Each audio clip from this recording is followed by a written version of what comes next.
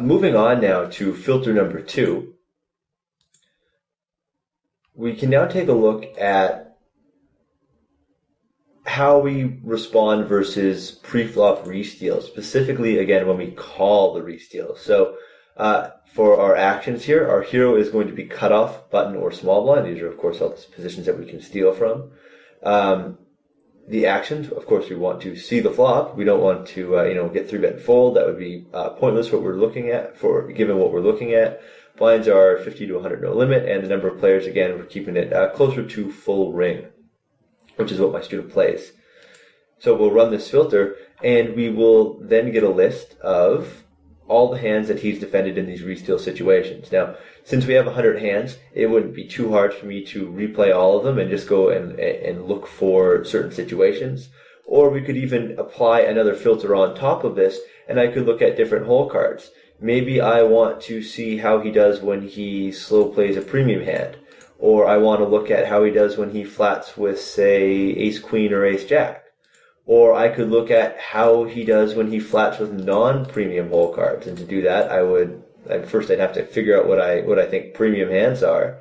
I don't know. Maybe this is what it would look like. I'm not sure. And apply that filter, and we'd see, okay, well, what percentage of his calling range is premium hands? What other varieties of hands is he calling 3-bets with pre-flop? And again, we can look at his strategy in these situations and get a sense for how our hero is doing when he flats a re-steal, which again is a very it's a big element of today's game, is playing back at re-steals, and I don't think enough people maybe put the work in understanding how they or their opponents react in those situations. And I think that in poker, a lot of our time is spent dwelling on or worrying about the mistakes that we make. And I think it's important to note, though, that while we might spend a lot of time thinking about, a bad river call that we made or a bad bluff that we made, we don't spend a lot of time thinking about the mistakes that we don't know that we are making. I guess these would be the unknown unknowns. And I think these mistakes can be more dangerous to our game, more detrimental to it. And by successfully using filters, we can examine.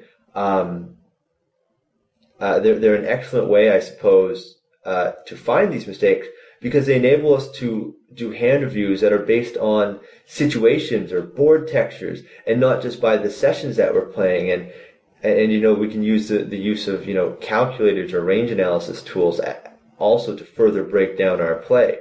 And I think that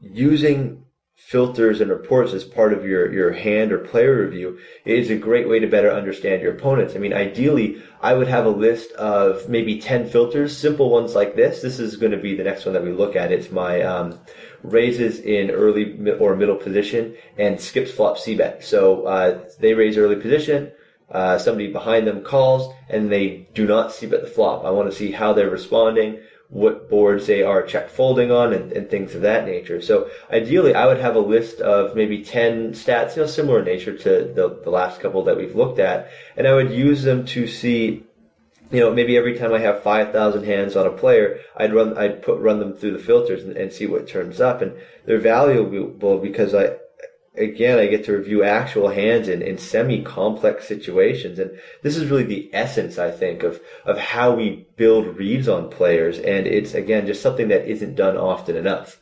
So the filter we're going to run now, like I said, it's the EP raise and then skip flop c-bet stats. So I want to see, first of all, how are we doing? How much money are we winning or losing? What hands do we tend to skip flop c-bets with, maybe? Oh, I got to reply the report to all of them. I could see, what hands we might skip our c-bets with. I could review individual hands and just replay these and take a look for board textures, or I could, just filter for board textures like this. How often are we check calling? How often are we check folding the flop? What types of hands are we check calling with? And on down the line.